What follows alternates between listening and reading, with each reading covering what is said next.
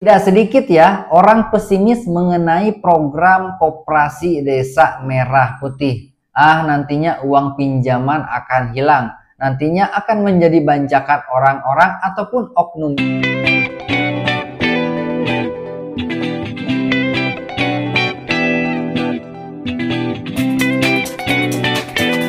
Assalamualaikum warahmatullahi wabarakatuh. Selamat siang sobat semua, salam sejahtera. Kembali lagi di channelnya seputar informasi desa. Oke, apa kabarnya hari ini sobat? Semoga dalam keadaan sehat ya, selalu dilancarkan aktivitas dan rezekinya. Amin ya robbal alamin.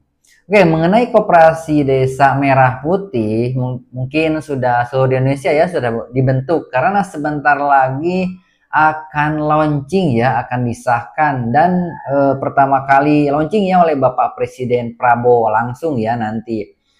Nah, sebagai pengurus Koperasi Desa Merah Putih harus teliti serta prudent mengenai pendanaan yang nantinya dapat pinjaman dari Himbara. Harus bisa meminimalisir resiko yang ada untuk kegiatan-kegiatan usaha yang bisa tidak menghasilkan keuntungan ataupun kegagalan total. Kita lihat di berbagai media sosial, komentar-komentar dari masyarakat tidak sedikit ya yang pesimis mengenai Koperasi Desa Merah Putih ini.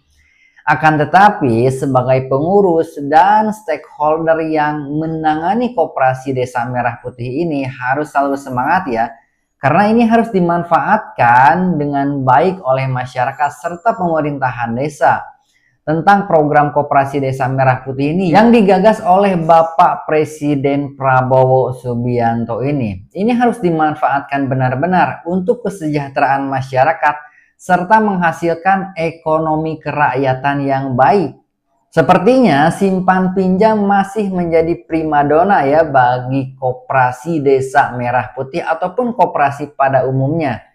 Nah, apa yang harus dilakukan supaya meminimalisir dan memanfaatkan keuangan dari anggota hasil simpan pinjam ataupun simpanan ya dari anggota yang ada. Karena keuangan yang sudah ada di Koperasi Desa Merah Putih ini harus dimanfaatkan dan diusahakan untuk menghasilkan keuangan yang nantinya akan dilaporkan di rapat anggota tahunan setiap tahunnya. Oke, salah satunya adalah keuangan yang sudah didapat harus digunakan seoptimal mungkin kepada kegiatan usaha yang produktif ataupun kebutuhan sehari-hari bagi masyarakat. Sehingga kebutuhan masyarakat terpenuhi dan keuangan yang ada di Koperasi Desa Merah Putih itu bisa berproduksi menghasilkan keuangan dan modal yang nantinya bisa digunakan kembali untuk kegiatan-kegiatan usaha lainnya. Misalkan nih apabila ada simpan pinjam atau simpanan, jangan terlebih dahulu dipinjamkan kepada orang-orang yang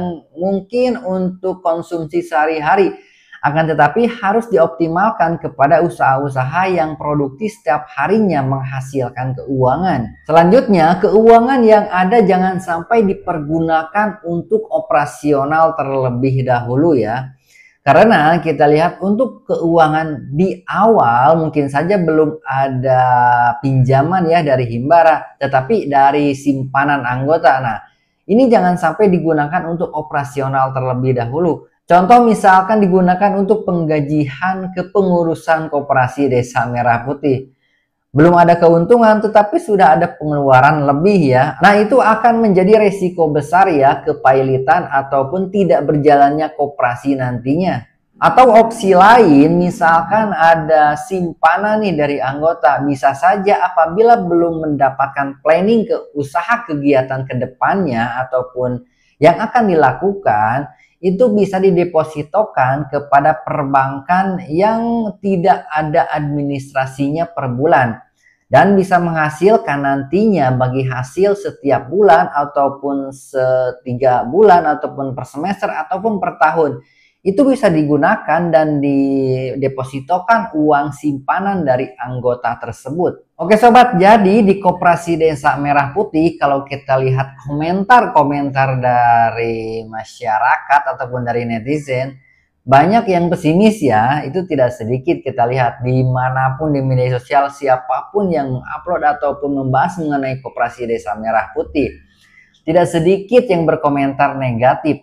Akan tetapi program ini harus dimanfaatkan benar-benar ya oleh pemerintahan desa dan pengurus Koperasi Desa Merah Putih yang sudah ditetapkan harus netralitasnya dijaga ya.